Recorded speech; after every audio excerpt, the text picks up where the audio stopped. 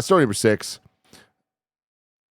Oh, oof. Resident Evil 7 on iOS seems to have sold fewer than 2,000 copies. This comes from Jordan Midler at VGC. Did you think OOF stood for something? Yep. I was trying to figure it out.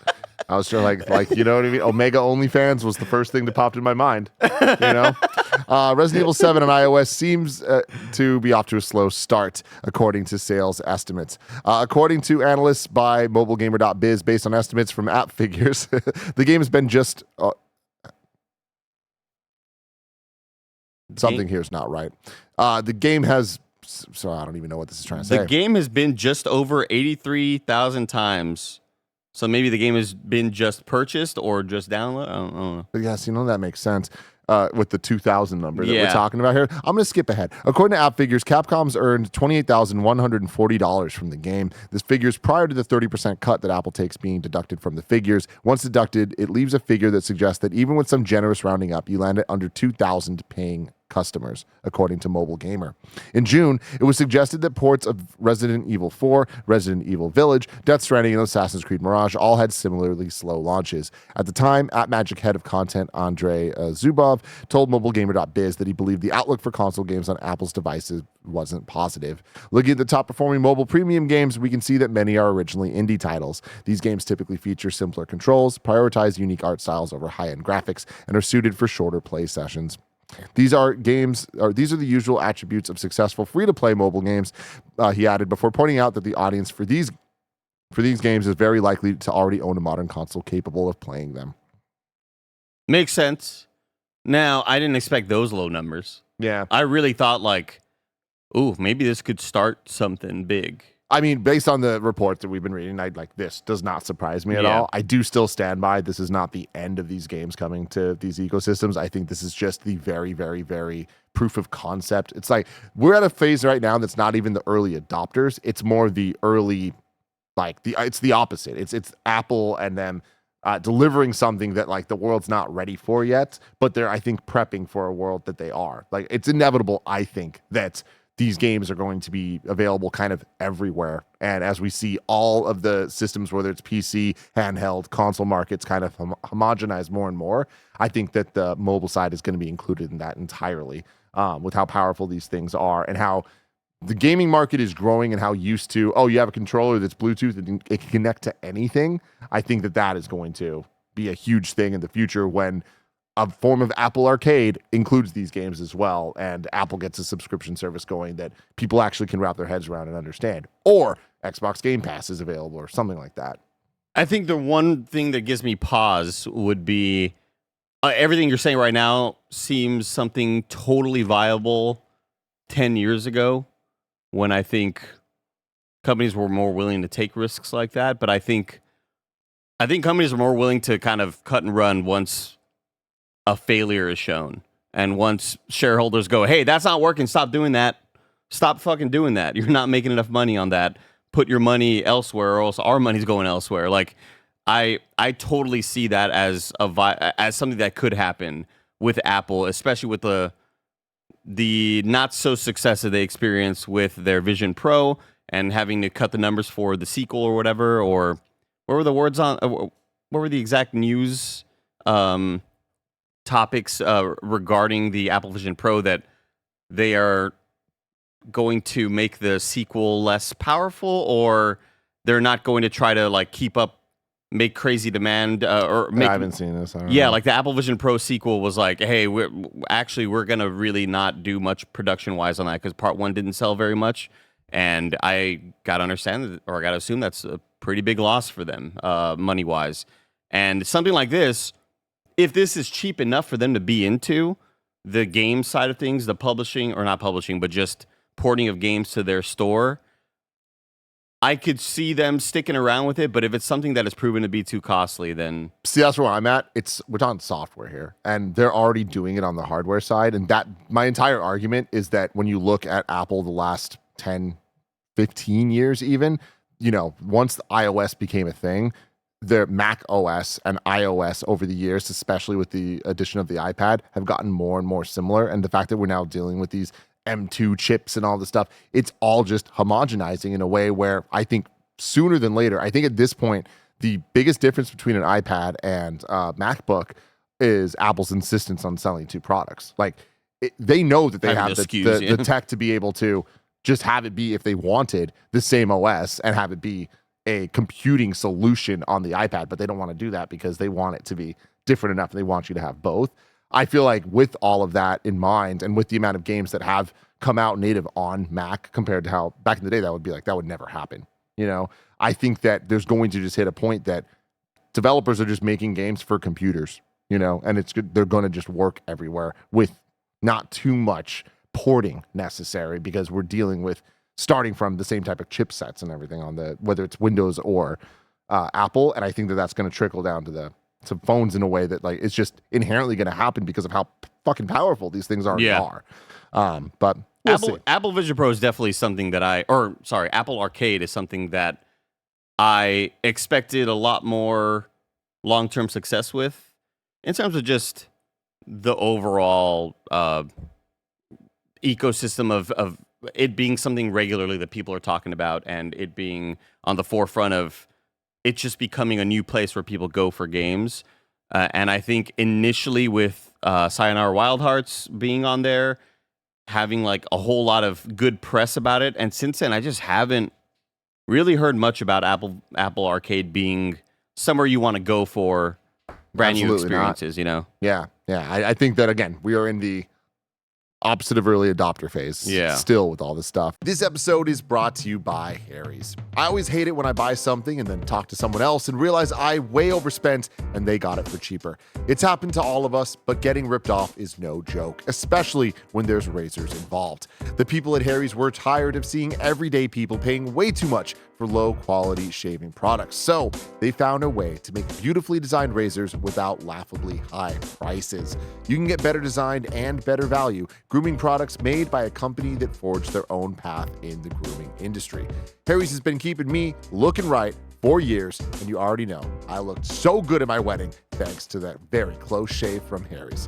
Highest customer satisfaction in the shaving industry. No risk trial. If you don't like your shave, no worries. It's on them. Convenient subscription options that you can cancel at any time, so you can stop getting ripped off. With Harry's, you can get a shave that's a cut above the rest. Get started with a $13 trial set for just $3 at harrys.com/kindafunny. That's harrys.com/kindafunny for a $3 trial set.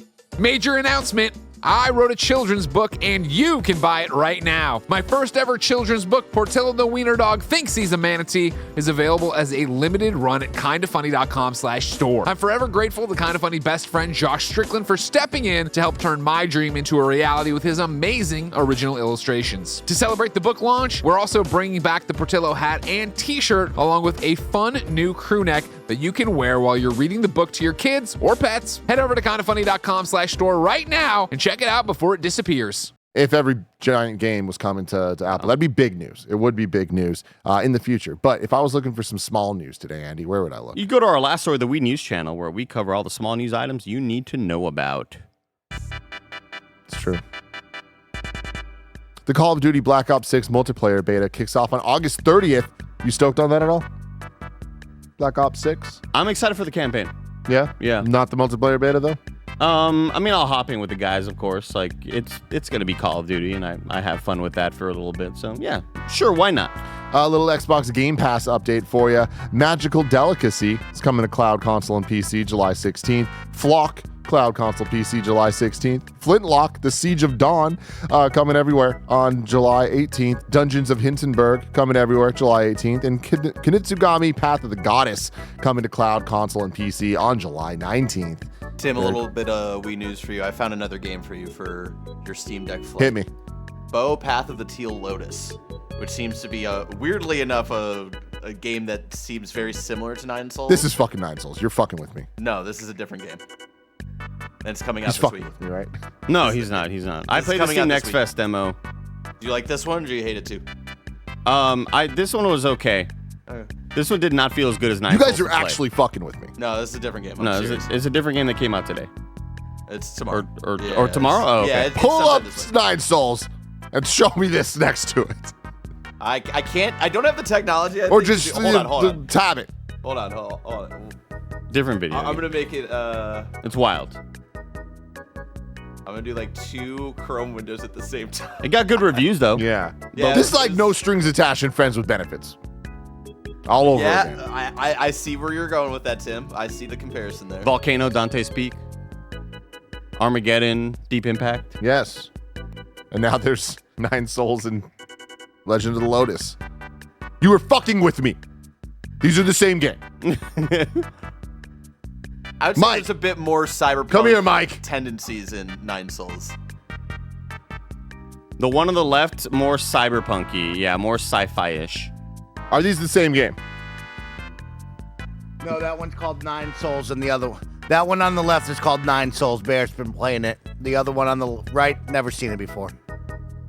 And he knows that because they're completely different games, Tim. Mm-hmm. Two different games then.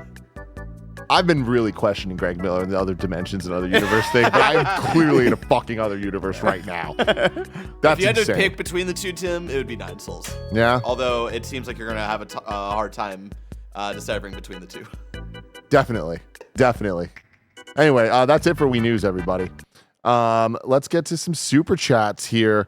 16-bit Otaku says there's a third-party mod that's coming out that will add an OLED screen to a Switch Lite that also adds video out. That's kind of sick. Tim, I Tim, I spent a lot of the weekend looking at my PS5, just being like, "You're one of the launch ones. That's one of the ones that I could technically hack to try to get Bloodborne PS5 on there." Yeah. But I think I'm screwed because I already updated it. You need to find one that like hasn't been touched. Firmware. I need a Billy Basso. You're smarter than me. Help me do this. Help him. Please. Okay. The mod's proposed to cost around $30 to $50, and it'll take 15 to 30 minutes to do. That's pretty cool. I'd be interested in seeing what that looks like. You know, one of the things I hate most about the Steam Deck, very few things I hate about it, but one of them is the positioning of the charge port. What the actual fuck were they thinking? Yeah. Like, you buy the Steam Deck dock, and there's this weird little fucking umbilical cord that you got to plug in. Like, what are we doing here? I think because the dock, I don't love sitting something in where it could be knocked off and possibly breaking that. But that has happened to literally 0 people with the Switch. Nobody in the world. maybe like 10 people, but like no, I see what you're saying though. I'd prefer to be on the bottom for sure. It's a and wild I don't choice. I wish it was like, if I'm gonna put a number on it, estimated number on it, about 17 or 18% easier to hit the back paddle. Yeah. I wish the button was easier to click in. Oh, that's insane. I had to get the extenders. I don't understand how they expect people to try to hit those buttons. Oh no, I'm just talking about like, sometimes the button feels harder than it should be compared to all the other controllers bizarre. I use. Yeah.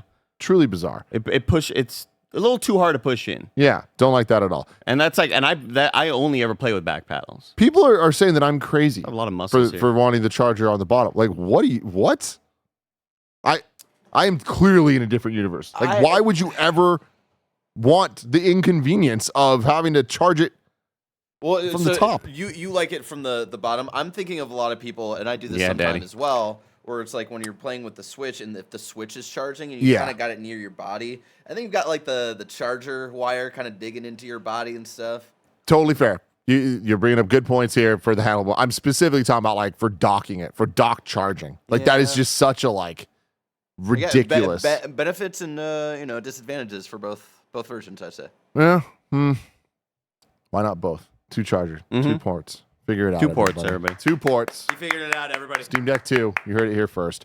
The Icon 2125 says, Tim, I just ordered a 77-inch LG C3 for my theater and gaming room. First things I'm going to watch are the Spider-Verse movies back-to-back. What should I watch third, and what game should I play first? Well, first off, congratulations. You just made a fantastic purchase. Specifically, the C3. Great TV, 77 inches. Now we're playing with power, baby. The moment you break through that 65 and you start getting bigger, that's when you're really like, oh my God, no one man should have all that power. Movies you should watch are absolutely Spider-Verse 1 and 2. You are making the right call. I think that they are in a league of their own when it comes to looking at OLED stuff. They're just gorgeous. But next up, Interstellar Godzilla, Blu-ray. King of the Monsters. Is a fantastic use of HDR and 4K and all the colors. So many colors. Video games, Horizon. Either Horizon and Ratchet and Clank Rift Apart. Which one's Godzilla King of the Monsters? That's the one where he fights Ghidorah. Oh Millie yeah, Bobby Brown's running yeah, around. that one is pretty. That's the cool. one with all like the storm effects Millie Bobby. and like the crazy ass like. That's right. The very very like every frame's a painting type What if I told wallpaper you? shit. There's an enemy like that in Elden Ring. It'll only take you 80 hours to get there. So. Yeah. Yeah. As far as other things to watch, I would also throw out there if you're into anime, Demon Slayer, because holy shit, the way that the colors pop on that show, insane, absolutely insane. Check it out. And then yeah, people are saying Tron Legacy in the chat, like Snug Slacks. That would be an amazing answer. So would Speed Racer, but guess what? Neither are in 4K. What the fuck are we doing as a people? Interstellar. Do Interstellar. Do Blade Runner 2049. That's a great answer. Do too. Dune 2. Yes, if you like yellow. You like Do Dune yellow. 2. It's really easy to Orange. watch at night. It's easy on the eyes. Yeah. You know. Yeah. We got Mad Rock say nope. No, we already did that one. Joshua Jolsack says, Tim, if you want to get excited about a Christmas tree this year, look up Portal Christmas tree and then tell me you don't want to do that. I looked it up. Oh, the ground and the tree one. Yeah, I've seen that. I do kind of want to do that. I'm going to do that when G's not looking. See how she likes it.